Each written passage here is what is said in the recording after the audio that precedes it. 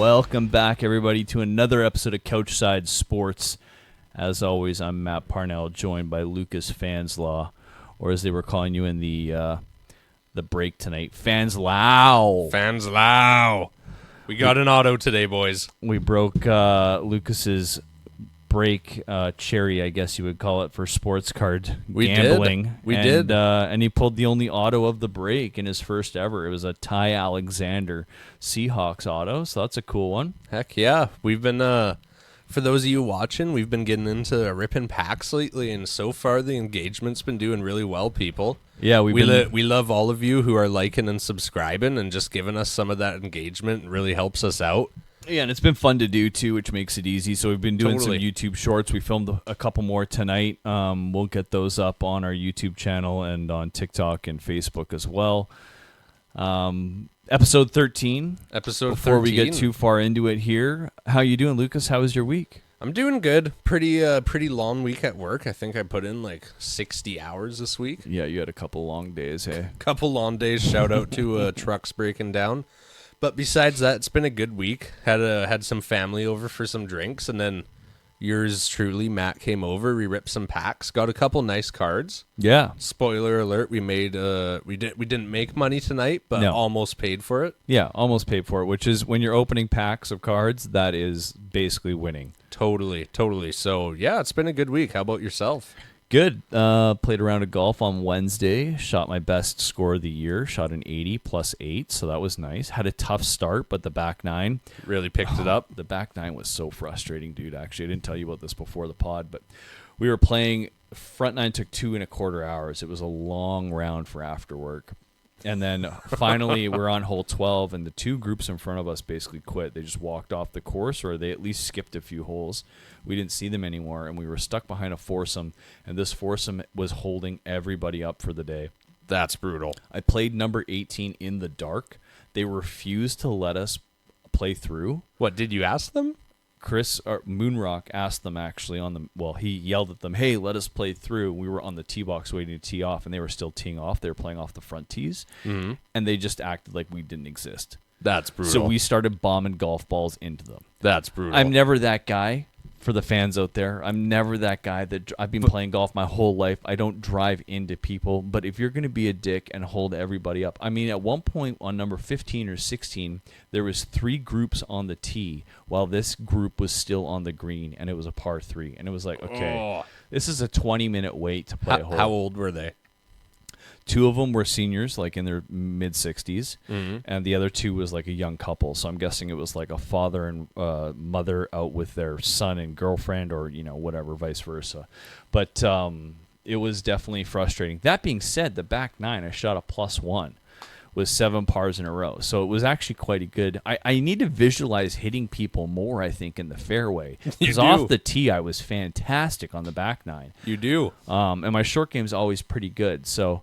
It was a good round. Other than that, didn't really get up to much. Worked a lot, hung out with the wife, the kid, that kind of thing. Here, it's a Friday night. We're recording this on August 22nd. We'll be releasing episode 12 here in probably the next 24 hours, and then this episode will be just shortly after that. So 2 episodes back to back. We had Liam on last week. How'd you think that went? I thought it was a good time. We hope everyone enjoys us bringing guests on, even if it's just the boys, just having a good time. Yeah, it's a lot of fun having a third voice in the room. Yeah, definitely. And I feel like, we're locked into our teams, and we know some about the national, but then we bring on someone who's into a different team, and they know what's going on with it. You know what I mean? Yeah, it brings a different perspective, and also like an extra energy in the room. It helps us. Not to get too into it for the folks at home, but it does help us able to look things up more. We're able to keep a conversation flowing. Definitely see more guests coming on in the future. Oh, totally. We just got to get them a headset. Yeah, we got to get a third headset, and we'll be good. One of these days. And by the time this releases, we'll have done our fantasy draft. That's right. Fantasy draft will be tomorrow night, August 23rd. I'm excited. What about you? I'm very excited. It's gonna be a fun one. Oh, totally. It's gonna be a good time. Remember, top 4. We both have to finish top 4 this year, I think, to even hold our position in the podcast. I was just going to say top 4, you give up the pod. Yeah. Give up the pod if you don't make top 4. It's not worth your time. You're not an expert. I'm going to be picking very safe tomorrow. Yeah? fourth overall is what I'm going for. You better be looking good tomorrow. That's all I got to say. We'll see about that. So, big week in sports this week, even though we're not quite into the depths of the NFL season or the NHL preseason, that kind of thing. But let's kick it off. We got a boxing match to talk about. We do. Mr. Jake Paul is We do. fighting Tank. What is the weight difference? About 80 pounds. My God. And I think a 5-inch height difference. Yeah, this can't be good, right? No. This is going to be like Mayweather versus his brother, where he's going to get outboxed, but he's not going to get knocked out. What are your general thoughts on Mr. Paul? I think he's improved a lot as a boxer. I do love fighting. Boxing probably less so than MMA. I'm a big MMA guy. But I mean, he's definitely gotten a lot better in the last few years. This fight against is it Gervonta Davis? I think it is. Yeah. Tank Davis. I think he's going to lose. Paul. You think so? I think Jake Paul is going to lose for sure. We'll see. I don't know. What are your thoughts? I mean, I definitely think he's a boxer. You know, like I know a lot of people like to meme on him and stuff, but like if you look at his training and stuff like that, like okay, yes, he hasn't fought anyone crazy good. And the one time he did fight a professional boxer in his age range, he lost on points. But like, you know, I think he's a lot better boxer than the average person. You know what I think? What's that? Big Team 10 guy over here. Really? Big Team 10 guy. That was just during my era of growing up. Oh my God. Like, you know, that big YouTube, like the Sidemen and all those guys. Yeah. I just feel like that's like growing up, that's exactly what he was known for, so that's always stuck in your mind, you know what I mean? Yeah. So you're taking him to win? I'm going to take him to win. Interesting. Okay, that's crazy. When is this fight scheduled? November, I think, right? November 14th. I think so. Another Netflix fight?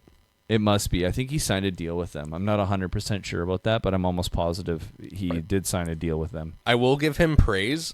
I forget who said this. I saw this online, but someone said ever since Vince McMahon in the 90s, 2000s, Yeah.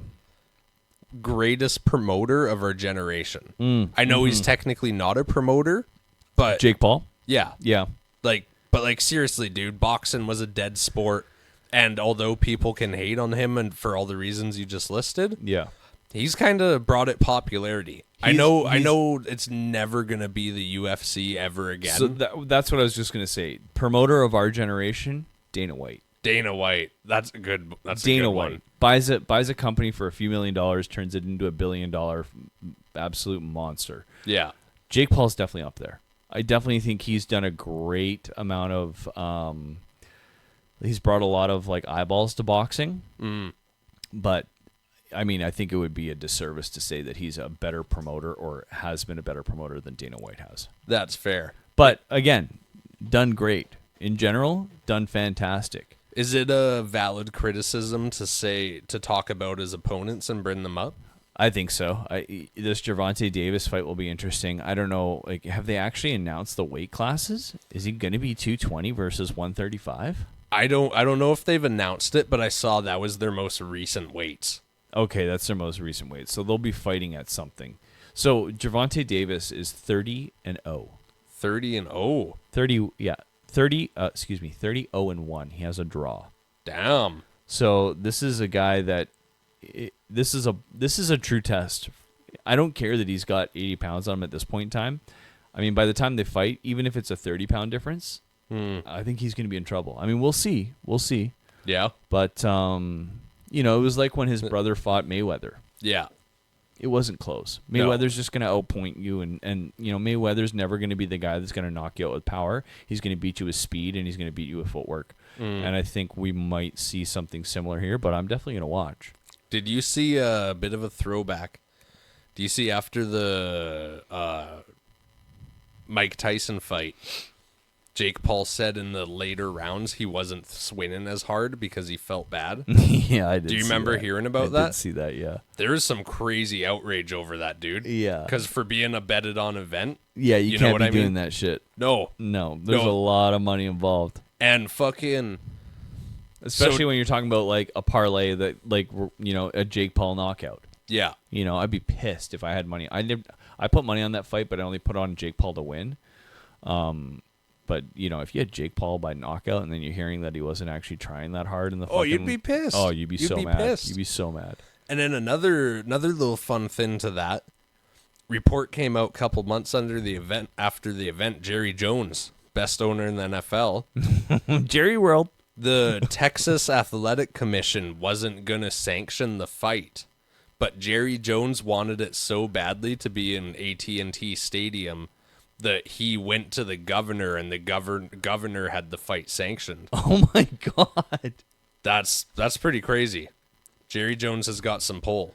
Yeah, I mean, he's probably got a lot of money in Texas in general. So Oh, big time. Yeah. He's probably made a couple political donations, I would imagine. Yeah, fucking Jerry World. Yeah. I don't think my $100 conservative donation last year goes up against No. what he's pushing. No, it's tens of millions. Totally. All right, so that's boxing. Why don't we talk football? We're only 10 or 12 minutes into this episode, but I think this is going to be the big subject of the week, especially with our fantasy draft tomorrow. Mm-hmm. Let's kick it off with my good old Commanders. Trading away Brian. Brian Robinson Jr. dealt to the Niners for, I think it was a sixth or a seventh, right?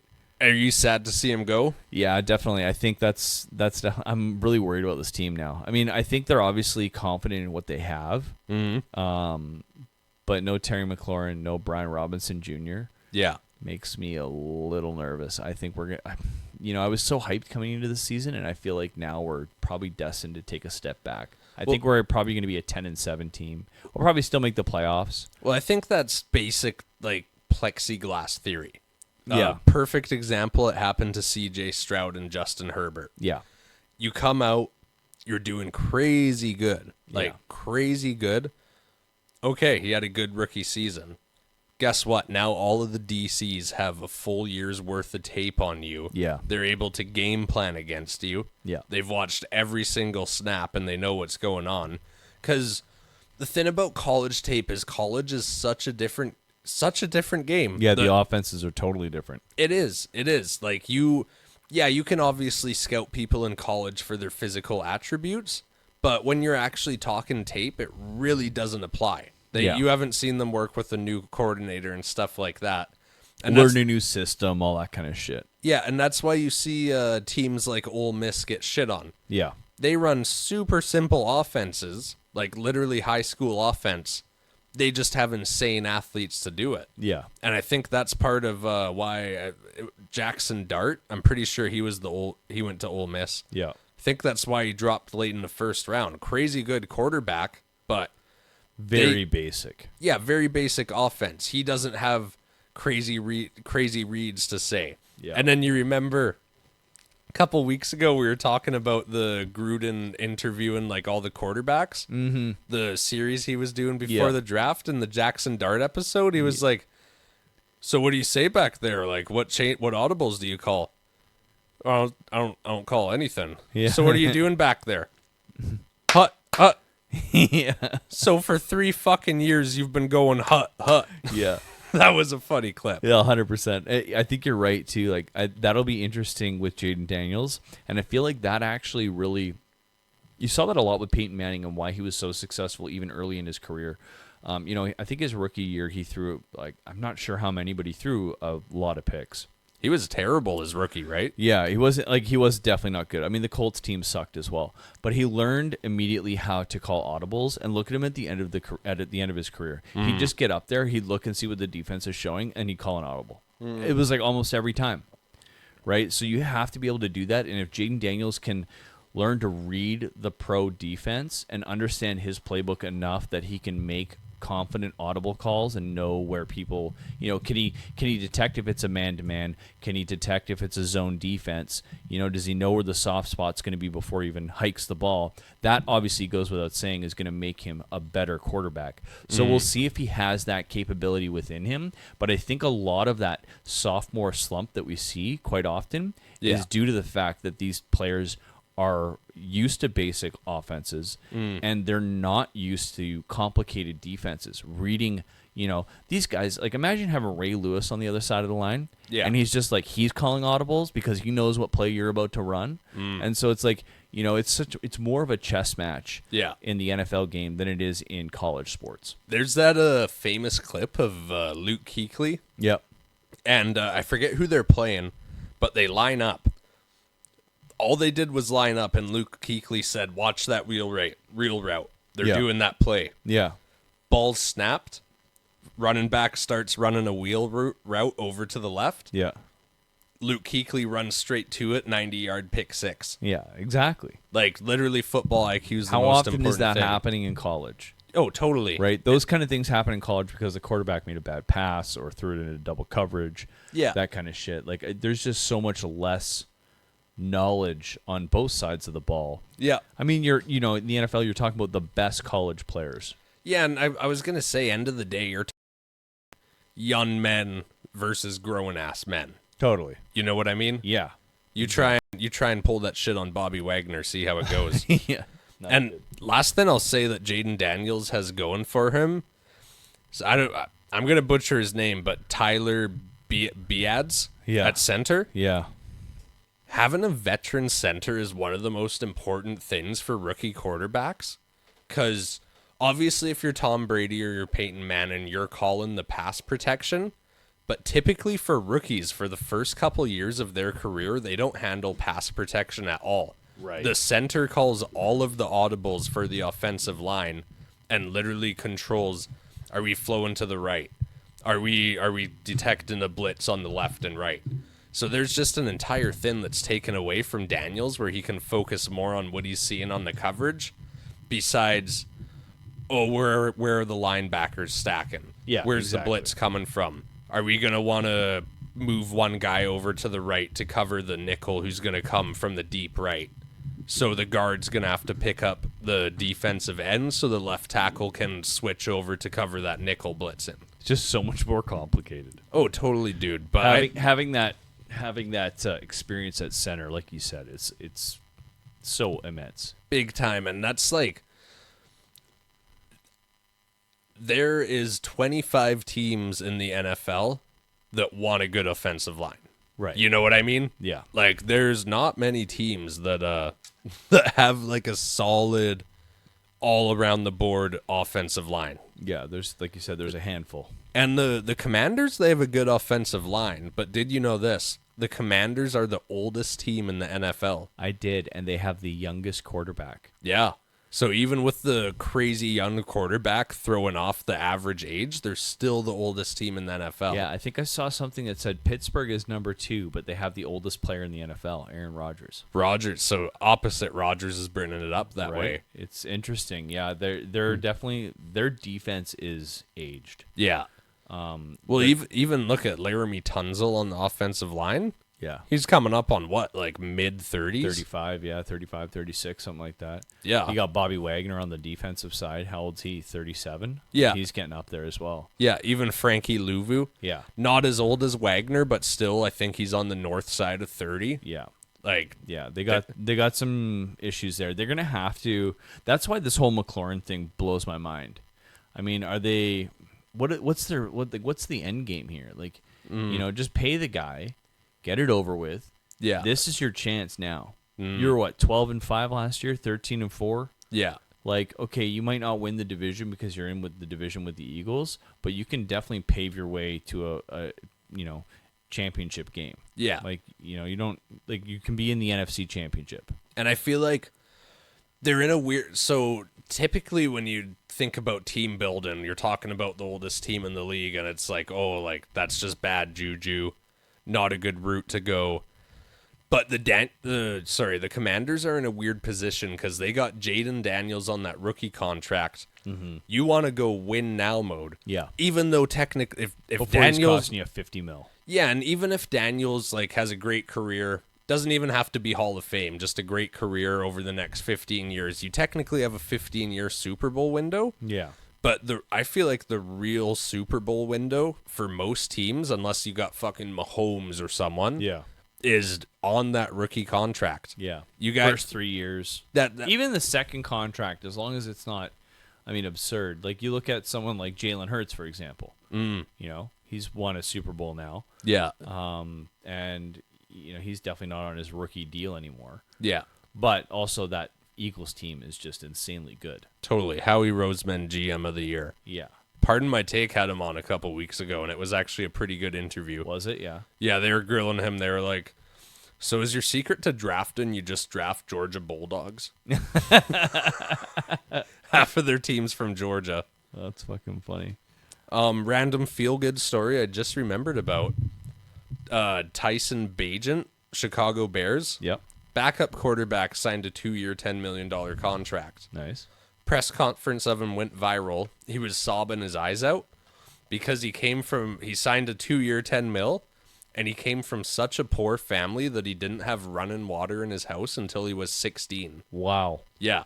His dad was like a professional arm wrestler or something, but literally That's crazy. grew up until 16 without running water. He was that poor. That is wild. So feel good story for him. You know, Yeah. I feel like you almost get so desensitized to NFLs that Yeah. you see 10 mil and you're like, oh, that guy doesn't make shit. But me, you, 95% of people, that's Yeah. fucking life changing. Oh, big time life changing, dude. So shout out to Tyler Bagent. Easy feel good story to cheer for. How about the Niners injury? Brandon Ayuk.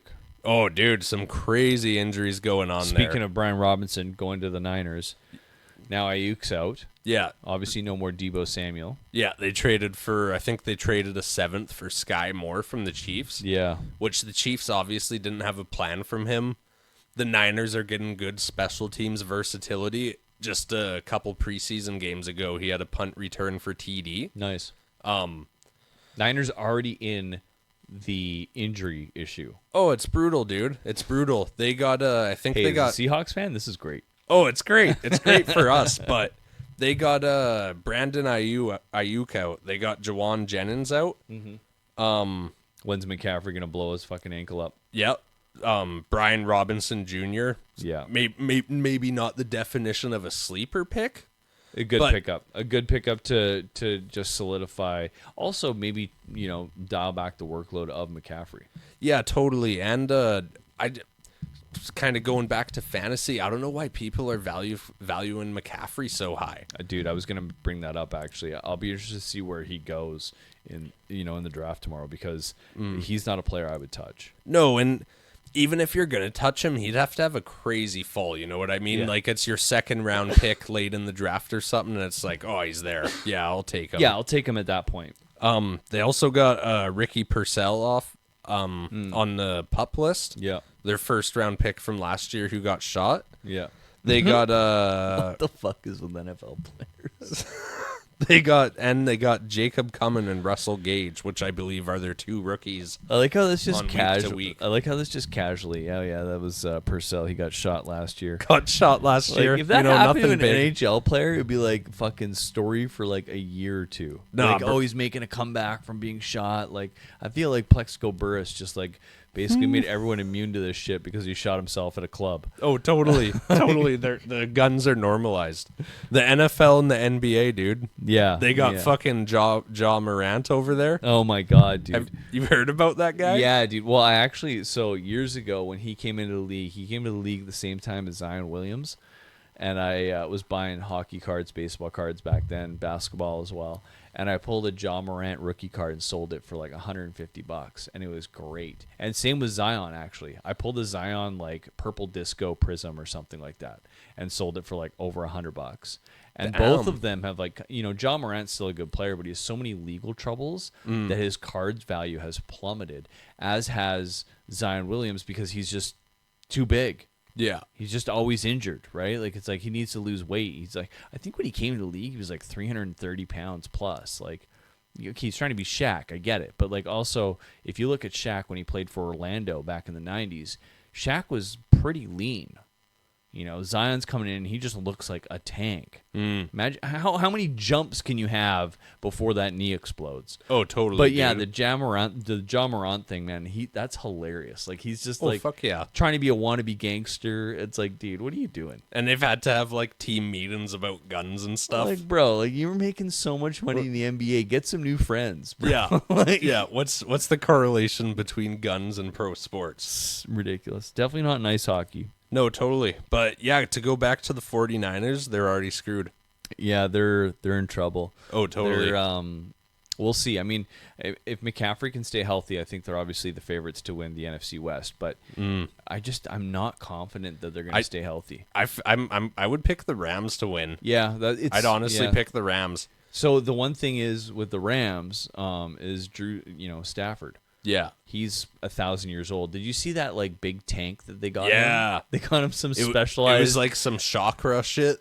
Yeah, they got him some specialized tank because he's so old. Yeah. So honestly, I would be surprised if he plays the full season. You think so? I think Stafford's going to get injured. This could honestly be a situation where the Seahawks come out of nowhere, and just based on injuries, if the Seahawks can stay healthy, They might be able to win that division with like an 11-6 record. They might be okay. We'll see. Speaking of the NFC West, can I run through a couple bets and tell me if you like them? Yeah, let's do it. I was placing some futures, I think, a couple weeks ago, and you and the audience can rate them. I've got the Eagles and the Bills parlayed to make the conference championship game. Okay, that's a good bet. Safe. $10 into 63. Okay, 6 times. Nice. Worst regular season record, New Orleans Saints. Easy. 10 into 52. Really? Yeah. That's might wanna good- hop onto that's that. a good return. And then this is my favorite one. Finish last in the NFC West. The Cardinals 20 into 62. So, and I was telling you before, that's also a good return. I was telling you before, my hot take for the year is the Cardinals finishing the season with a worse record Yeah. than the Saints. You So, think I might have to throw $10 or $20 on both of those teams to finish last. For 'Cause what- it's going to be one of those two teams. It's gotta be. I don't Maybe see- the Browns would be the other team in there, but I think the Browns. if you got Joe Flacco, you're getting 4 or 5 wins. Yeah, even if he plays, let's say my prediction for Flacco is he's going to probably play 6 games. Mm-hmm. They're going to go 2-6, 3-6, or they're going to go 2-4. They'll probably go 1-5, something like that. Just enough wins to be picking 3rd, 4th, 5th. Exactly. And then what they'll do is they'll put Shador in. Yeah. Shador will play probably 6 games, something like that. It's maybe 7, something like that. And he'll win 2. Yeah. And there's your 3 wins, maybe your 4 wins. And then maybe they put Gabriel in for a couple of games, and I bet you he wins 1. Yeah. So it's like, okay, I think they're probably going to finish 4-13, 5-12, something like that. Yeah. I think the Saints could go 0-17. Yeah. They look bad. Dude, and they don't even have a quarterback. They don't. And the reason people hate on them is they took Tyler Show in the 2nd round. Yeah. Same thing the Browns did with Dylan Gabriel. He was like a fucking 5th round projected. Stupid. Yeah, and they took him in the They should 2nd. have taken Shador. Yeah. They honestly should have. really You would have got should've. more value for your pick. Without a doubt. And also the amount of marketing. Yeah. I mean, I could see him in New Orleans, Yeah. right? Yeah. That seems like a great place for him. But yeah, it could, it's going to be them or it's going to be Arizona. Arizona looks bad too, dude. They do. I think they're going to be a 2-15 team. The only reason I hesitate is they have a pretty good defense. Yeah. They have a pretty good defense. Kyler Murray isn't the GOAT by any means. No. But they have a good enough defense where if they can get like 3 tutties and a field goal each game, They can win. They can win. They can win. They're going to win a few games at like 24-17, something like that. Yeah, exactly. They just have to show out. Yeah. Next up, Ashton Genty over 1,050 yards. Love it. Love it. 20 into 38. Not a crazy one. I got a hot take about Ashton Genty. Let's hear it.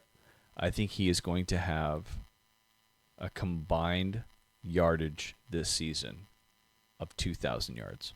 Whoo.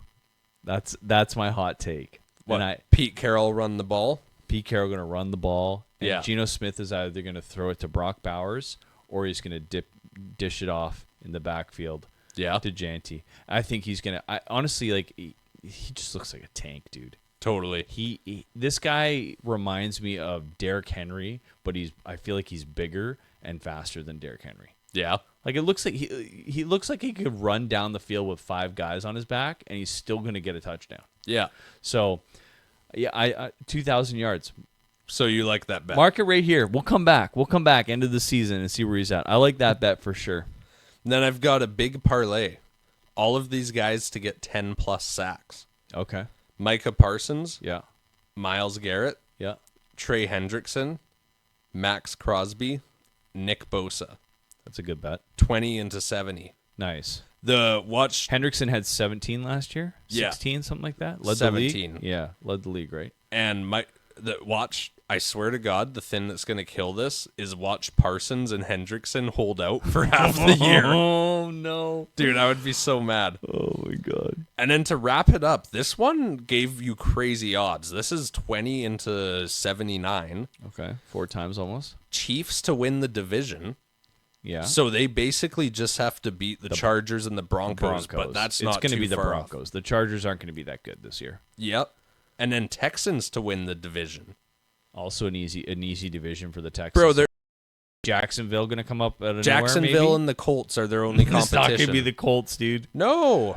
Like, that bet has crazy odds. Yeah, that is wild. My favorite bet is the Cards to come fourth in the West, but I think the best bang for your buck is that Chiefs and Texans. I'm going to have to throw some on this week. Maybe tomorrow when we're doing the football draft or just before, I'm going to do a couple parlays and some futures. Oh, totally, because dude. There's a couple out there that I'm thinking. Throw $80 in there, make a couple $20 parlays. Yeah, let's see what happens. And the odds are Chiefs minus 110, minus 105. Vegas thinks that Jacksonville is gonna go for it because the Jags were only like plus 120. That's got to be because of Travis Hunter. The Travis Hunter effect. That seems silly to me. Dude, he's running it. That's bizarre. Yeah, There's no way CJ Stroud is going to lose the division to Trevor Lawrence. no way.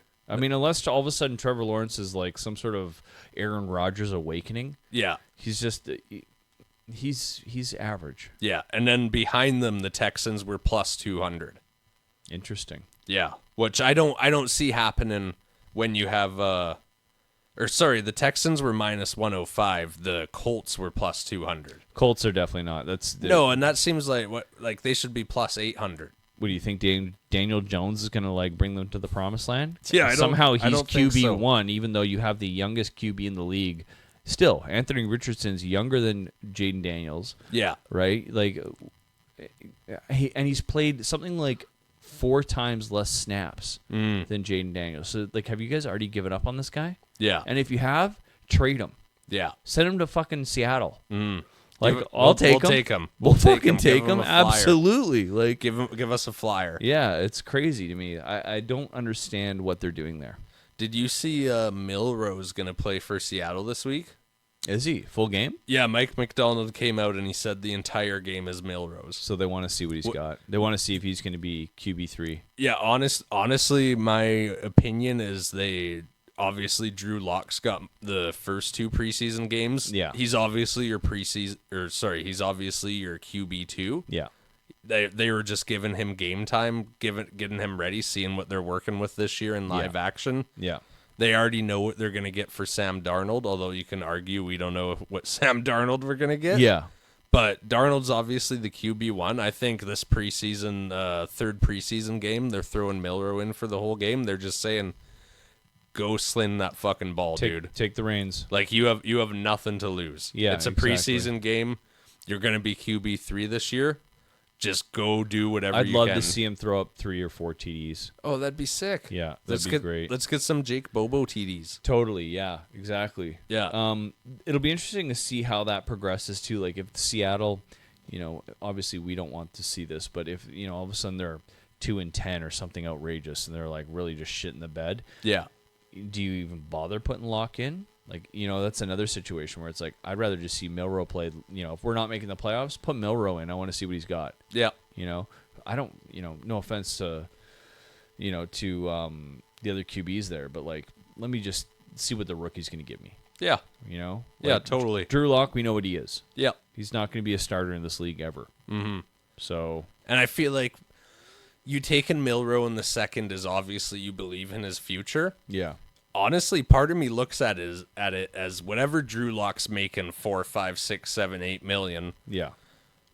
If you want to see what Milrow has, what's the point in even spending that $8 million for a QB2 when in the 7th round you could pick a different quarterback to be QB3? You know what I mean? I would say that their thinking is, say they're 9-3, 9-4. Yeah. Darnold gets hurt. He's out 4 to 6 weeks. You still have a chance. You have Drew Lock. He can go and get you a couple of wins. Yeah. Gets you to that 11-win mark. Now you're in the playoffs.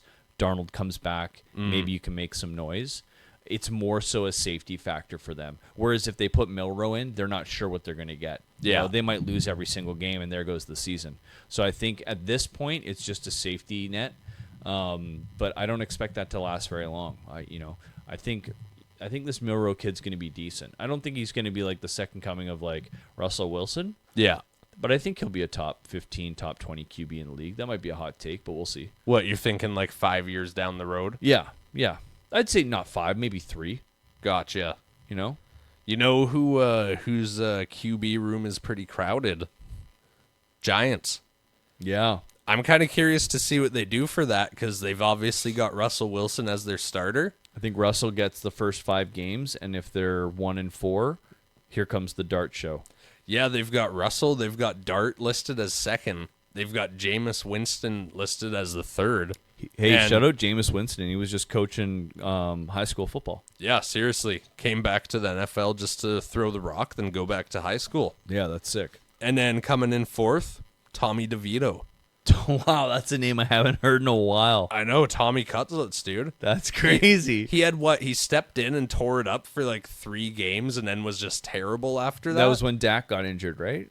Is that correct? Who got injured? Their starter got injured. Who was their starter last year? Oh, it was New York. What? Yeah, it was New York. Daniel Jones. Daniel Jones, he got injured, and then it was just a rotation of Tommy Cutlets. And now Jones is in Indy. Yes. Who just took the starting job from Anthony Richardson. The Colts announced it. Yeah, that whole situation's whacked. We'll see. I hope Dart gets the bulk of the games. I mean, what do you like? I don't understand what they're trying to achieve with Russell Wilson. I know we had Liam on last week, and he thought maybe they're a bit of a sleeper pick. What's a good season for the Giants this year? 6 wins? I think a good season is fucking getting the top 5 pick.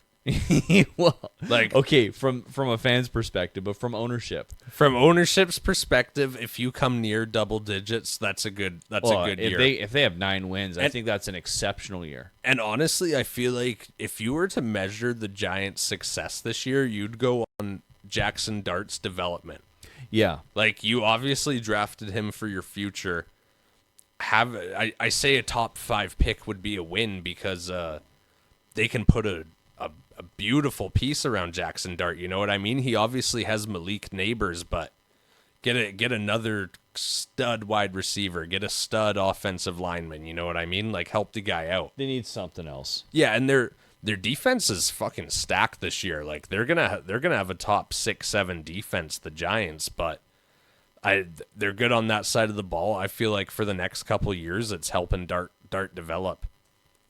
Yeah, we'll see. I think you're right. I think Jackson Dart's their guy. The only concern I would have if I was Jackson Dart is the same situation that's happened with Trevor Lawrence, is that you get 1 year, maybe you play 10, 12 games this season, let's say, best case scenario, and then the coach gets canned. Mm-hmm. And then now we've talked about this before. Now you're starting your year 2 with a new coach, a new system, a new scheme. Yeah. This coach didn't draft you. This coach doesn't necessarily want you. Are they going to go and draft another quarterback? Yeah. So we'll see. You know, it's funny. I saw a rumor going around that if Indianapolis gets the first overall pick or is like the worst team in the league, that Peyton Manning has told Arch Manning to not declare. Well, he came out and said he's not declaring next year. He's not, Yeah, for sure. He came out and said that. Interesting. Yeah. Which, in the new era of NIL, you understand that. You know what I Yeah. mean? Fucking Yeah. guy's going to get like $10 million. Yeah, you might as well go win the Heisman, go win a Natty. Did you see, this was like early on in the week, but what's the university? Kansas Jayhawks? Oh, is it Kansas State U? Yeah, something like that. You know, they've Yeah. got the redhead bird. Yeah.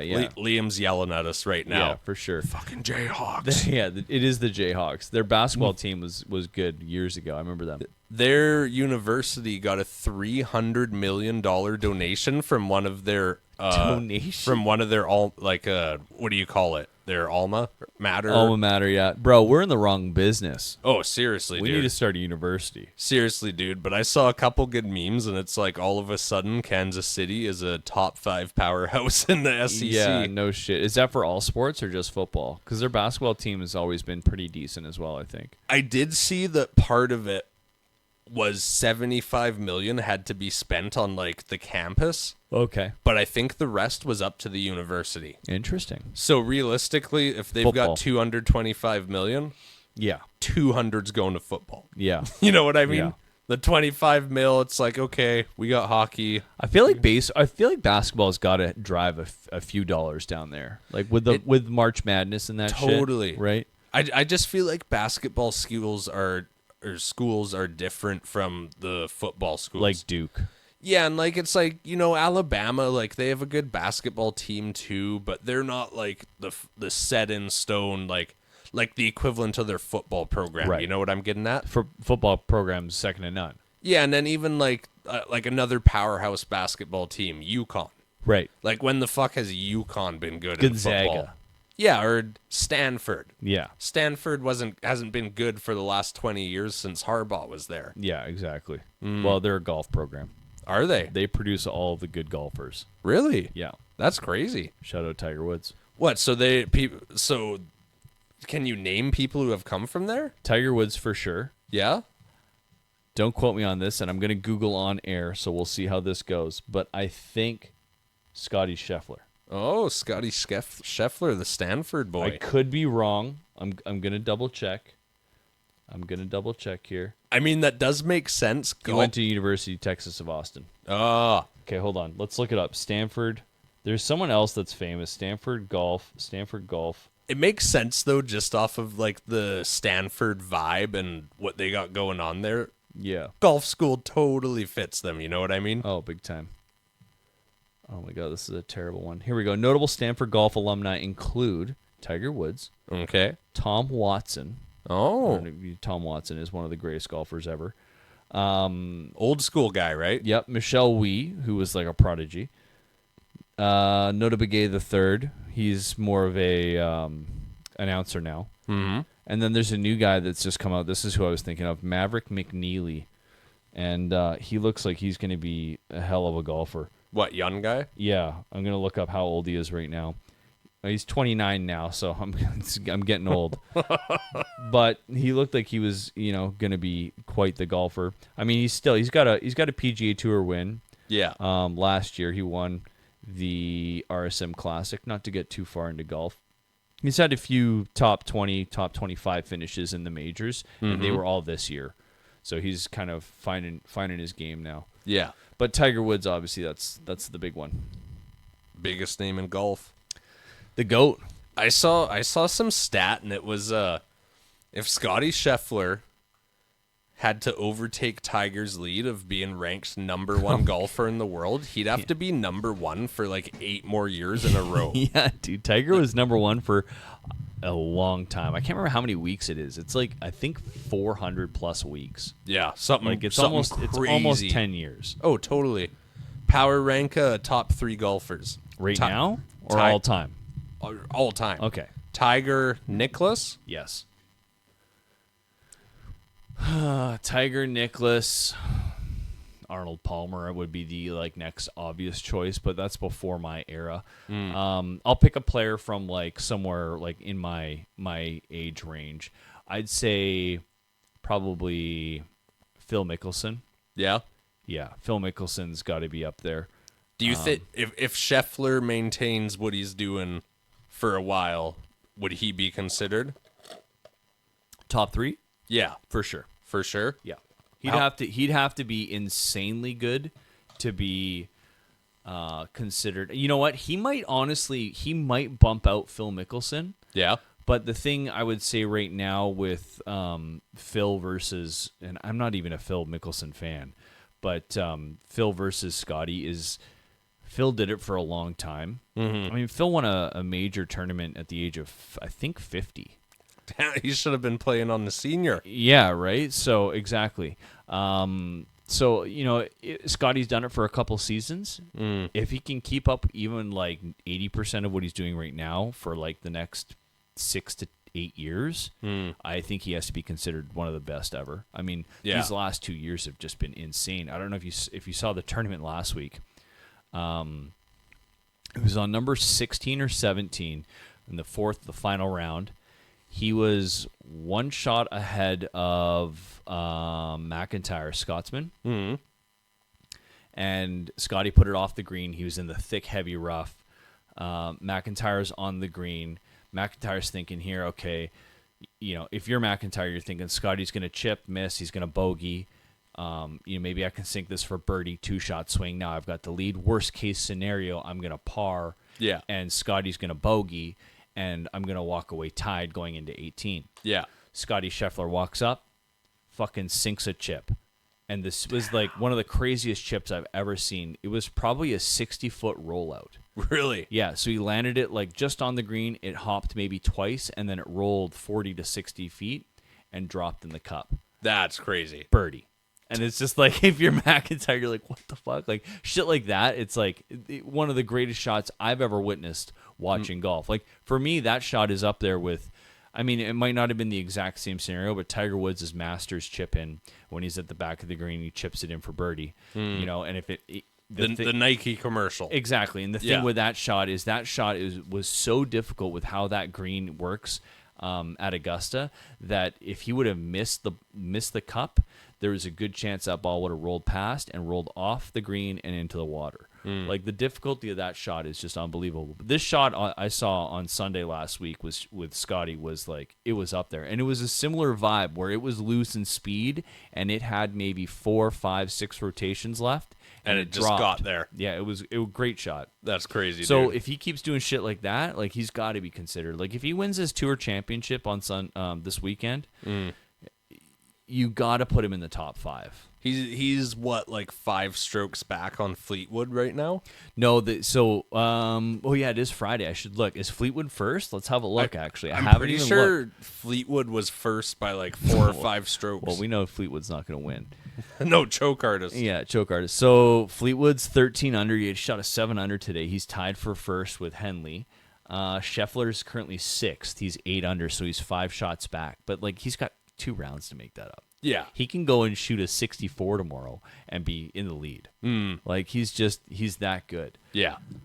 And he won't even sweat shooting the 64. No, I actually can't wait to watch some of that this weekend. One of my favorite tournaments of the year because there's only 30 players in it. There's no cut. On this weekend? Yeah. This is the Tour Championship. So this is considered the end of the PGA year. Gotcha. So they play all just top 30? Yeah, so how it works is you get points throughout the season based on where you finish in each tournament. And then I think it's about 3 or 4 weeks before the end of the season. So before this tournament, they start the FedEx Cup playoffs. Gotcha. And the top 125 or something like that in the FedEx Cup point standings get in, and then every week they cut it in half. Gotcha. Right? So it's just the top 30 this week, and because there's only 30 players, there's no cut.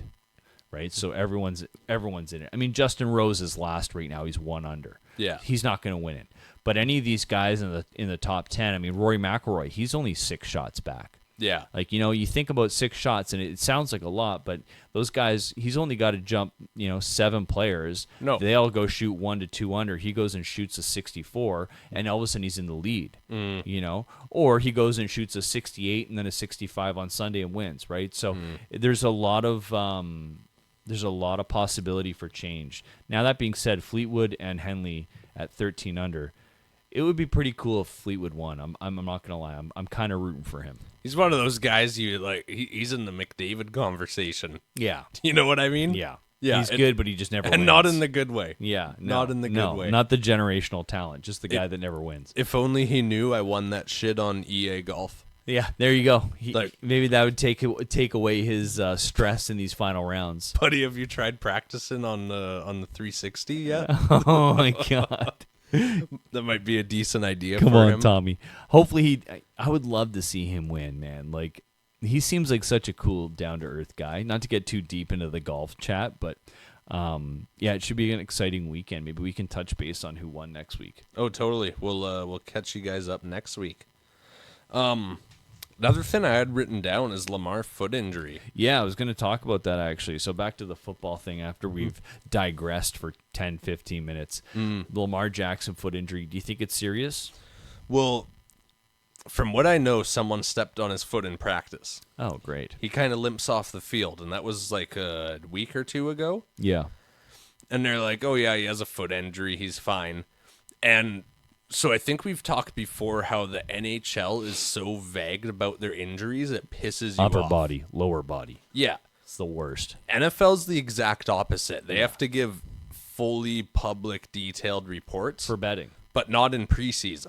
Because obviously the season's not in swing. So if it's a But- break or something like that, if he's out in week 1, then they have to update it. Yeah, and they've been very quiet about it. He hasn't been practicing and stuff, so people are starting to speculate. Like, is he gonna miss a couple weeks, No. like going into the season? No. I mean, your star quarterback. So I never played football, but I played soccer.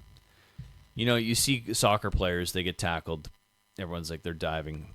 This is annoying. And it is. But that being said, if you play soccer and someone steps on your foot with a cleat, that shit Fucking hurts. fucking hurts, dude. Oh, yeah. And it hurts for a week. Let alone a offensive lineman. Yeah, exactly. You know what I mean? Yeah, you got a 300-pounder fucking chomping on your foot. Like, Yeah. not going to be ideal. So, I think he's probably okay. I think they're probably just being like, you know what, you really don't need to even be involved in preseason. Yeah. Just get your workouts We'll just in. bubble wrap you. Yeah, we'll see you week 1, right? It's Yeah. kind of like what they used to do with Joe Burrow. Now this season they're doing the opposite, and we'll see how that plays out, because I saw a video of last week when he got sacked on like the goal line, and there was about 4 offensive linemen and a He linebacker gets thrown on to top the of ground. Just some more Bengals hate for you. Yeah. Big Joe Burrow fan, but I'm not a fan of the franchise, as I've said before. Yeah. There's a picture of the Bengals owner. They did this week. Oh God. There's Cheap, and then there's the Cincinnati Bengals hosting a Ring of Honor ceremony, asking their franchise legends to pay for their own flights and hotels, while only God. giving them 1 day to RSVP Cheap. Oh my God, dude! What the fuck? That's crazy, dude. Liam, you got to change allegiances. Yeah, seriously. Just follow Joe Burrow, Liam. Yeah. Once Burrow gets moved, you can change teams. No one will judge you. Just cheer for the player, bud. Yeah. Big LSU guys, shout out Liam. Anything else this week, or do you want to wrap it up there? I think that's most of it. We can talk next week about our fantasy draft. Obviously, we'll have that to recap. Yeah, I guess we can talk a little bit of fantasy before we go. Yeah, let's do it. Who are you hoping to grab at number 6? Matt's picking 6. I'm picking 2, and this is in a 10-man 10-man PPR. So, I mean, we talked like maybe. I don't think it's going to happen. If Jefferson falls to me at 6, it's a no-brainer. I'm taking him. What I'm hoping to get at 6, I'm hoping to get probably Henry. Yeah? I think he'll still be there. What if Saquon's on the board? I'm taking Saquon. Yeah? Yeah, without a doubt. I think both Henry and Saquon are going to have a step back this year based on last year's totals. I think they were both over 2,000 or close to 2,000 total. So maybe I should dial back that Janty hot take. Maybe 1,500 yards. That's more reasonable. But I think if Henry's there, I'll take him. If Saquon's there, I'll take Saquon. If it's between the two, I'm taking Saquon. Worst case scenario, I guess I have to go CD Lamb. I don't really want to go CD Lamb. No. As a Redskins, or excuse me, a Commanders fan, I can't root for the Cowboys at all. And no faith in Dak. And zero faith in Dak. And that's another QB that, like, I have no faith in his health at all. Kind of like similar with McCaffrey. Like, I don't want to touch McCaffrey because I'm not sure McCaffrey's going to play more than 6 games. Yeah. Dak might come back and play a full season, but I have to see it happen first. Are you so much of a hater you wouldn't take Aubrey? Yes. You would take him? No. No? No, I am that much of a hater. Really? Yeah. Best kicker in the league? No, I'm not taking a Dallas player at all. That's a crazy take. I can't root for Dallas in any fashion. That's I've a crazy always take. hated them all the way back to the Troy Aikman days. When they were playing Seattle in the playoffs with who's the QBs? Aaron Rome. What is it? Rome Odunze? No, the QB for Dallas who's on TV now. Oh, fucking Romo, Tony Romo. Tony Romo. Thank you. Jesus Christ. It's getting late, folks. Ever since those days, too, like, not a fan. Like, I remember they played Seattle a few times in the playoffs. Just fucking hated them. Kind of liked them a little bit I kind of liked Terrell Owens, and I thought it was fun when he was in Dallas. Yeah. But I still wouldn't root for them. I'm more of a Joe Buck guy. Joe Buck guy? Yeah, Joe Buck guy. Big Buck guy. I like Joe Buck over... Joe Buck. Close. Joe Buck guy. Does it surprise you that a lot of people consider Jahmyr Gibbs better than Barkley for fantasy? No, because I think Gibbs, in PPR especially, I think Gibbs is he's a stud. He's going to go top 3. And do you think part of it's the Eagles have so many weapons? Yeah, probably. And I think a lot of people expect Saquon to take a step back. Yeah. And not to the point where he's going to be bad, but he's just... No, after a year that he had, it's like, how the fuck are you going to replicate that? He's just not. Yeah. He's just not. Like, I think, Gibbs looks nuts. It's going to be, I think first overall, it's going to be Chase. Second is, are you second? Yeah. Assuming Chase isn't gone, I'm going Bijan. This guy's second, but he didn't show us how he drafted the... It randomized. Yeah, randomized. Check the sleeper chat. How many randoms? You can only do one. So second overall, I mean, it's going to be up to you, but Chase is going 1. Who's got first pick? Coach Snoop. Okay, so it's not Liam. No. It's still going to be Chase. No, Liam got kind of shafted. He's like number 8, I think. Yeah, it's Tristan's 5. I'm 6. Yeah. But you know what? People say that, but it's a snake draft, correct? No, I think it's linear. I can change it to snake. It's got to be snake. You can't do linear. I can change it to snake. I double check it. It might be snake because I did a mock draft in ours, and default settings should be snake. But regardless, it should be snake. Gotcha. Just in full fairness, because otherwise you're screwed. Gotcha. So if you're 8th, the nice thing is then you're picking 12th. Yeah. Right. So it's like, okay, I can get 2 good players. Whereas who's picking first? You're first, and then you're 16th, or you're first, then you're 20th. Right. Yeah. So it's quite a drop off. But a lot of these that I've been involved in, it's really not, unless you're taking someone absolutely ridiculous in the first round or first 2 rounds, it's really not about those first few round picks. It's those deeper picks. Yeah. It's those picks that, it's those guys that are going to fill your flex spot that like pop off in that season. Yeah. Right. And it's like all of a sudden now you have a guy that's like playing like WR5 and like he's your 3rd best receiver on the team. Right. So we'll see how it goes. I'm excited though. I've also seen that a lot of people say that best spot to pick is middle of the pack. Yeah, because you're always getting an average. And it's also, you can read the draft. Like, let's say you're picking number 1 and you take Jamar Chase. Yeah. Okay, you got a stud wide receiver. The next 3 or 4 picks, the best running backs, the best receivers. Yeah. By the time it gets back to you at pick 20, there's been a huge run on running backs and wide receivers, and maybe even the first QB's gone. Yeah, You maybe know? even the first tight end too. Yeah, right. So then you're like, oh shit, now what do I do? Mm-hmm. Yeah, I agree. And then you can read the draft quite well. I feel like from a middle position like that, you know, if a run starts, you're not fucked when it gets to you. Whereas 20 picks later, it's like, shit, everyone's gone. I'm excited to talk about this full time next week. We'll pretty much be, I think, strictly talking fantasy and breaking that down. Yeah. And then previewing the regular season, which starts on the 7th? Yeah. Well, I guess it starts on the Thursday that week, right? There's a Thursday game this on week 1? Yeah, I think it's international too. Oh, okay. Yeah. So Seahawks play the Niners on the 7th. That'll be interesting. That'll be an interesting opening game. Hopefully they don't have any wide receivers. Fingers crossed. Maybe McCaffrey will blow his ankle up this weekend. Who's last fantasy question? Whose defense are you hoping to get? You're not going to take him? Hawks? No. Eagles? No. I'm going to take, and this might blow your mind because you know I'm a generational hater, Dallas? the Broncos. The Broncos. I'm going to take the Broncos. That's a good pick. Yeah. From what I've seen, this one surprised me too, is the Texans are also in a top 3 defense. Yeah, that's crazy, right? I think Seahawks, I looked, are like 10th. Yeah, they're fantasy-wise, but I think there's a lot of unknown. They could be a really good boomer bust. Yeah, totally, and I feel like a lot of it comes down to what's our defensive line going to look like. Right. Because on paper, we have a stud defensive line, like arguably the best in the West. I mean, it's hard to also argue against the head coach. Mike McDonald, the whiz kid. Yeah.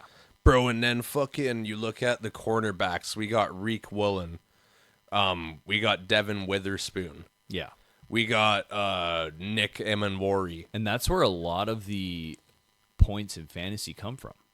Right? They come from the safeties or the cornerbacks getting a pick 6. Yeah. Now all of a sudden your defense is positive for the week. Yeah. Right? Every week they start at minus 10 points. And then like based on how they do in the game, you know, if you get a defense that has 0 points in a week, it's been not a bad week. If you get a defense that's like 7, 8, 12 points, you're like, okay, they had a good week. Couple interceptions, maybe they got a tutty. Oh, totally. That kind of thing. That's kind of why I'm targeting Denver, is because I know their secondary is good. Yeah.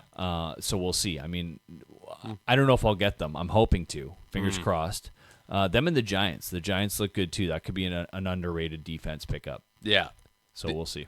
And you know for a fact, Surtain, hot take, Yep. 5 pick 6s this year. Interesting. Yeah. 5. 5. Holy shit. Yeah.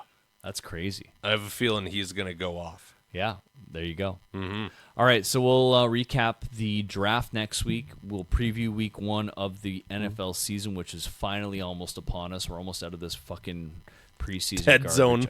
I can't handle this preseason anymore. Maybe even have a little baseball talk next week. I've been following Yeah. the Mariners quite a bit the last few weeks, and I'm actually excited coming up to talk. playoffs. Yeah, excited to talk about them. We're just over a month away from playoffs. So, all right, well, Real quick. yeah. Did the Rockies break the record for worst record of all time? Oh, I don't know. Let's look it up. MLB worst record. Because was it time. just the White Sox last year that broke the record? Let's see, modern era. No, the modern era is considered 1916 and onwards. The Philadelphia Athletics had 37 wins. Oh, They only played 153 games season.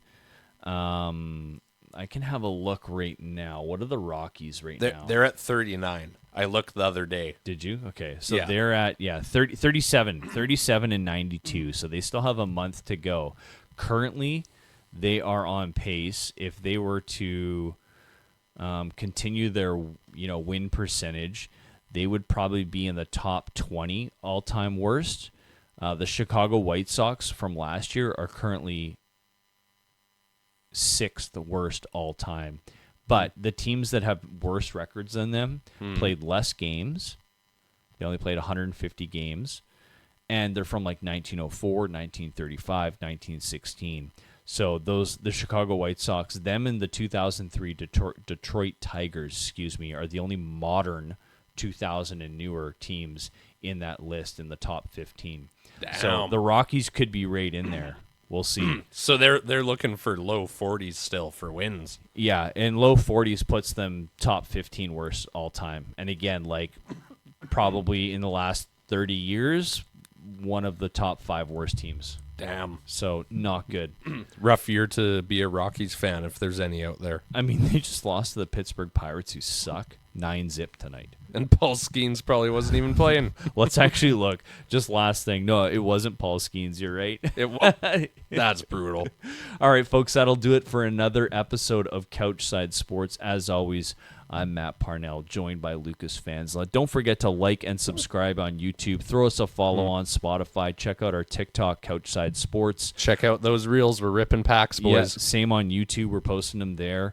And we're also on Twitter, or now X.com. Couchside Pod is our handle. Thank you very much, and have you folks a great rest of your day.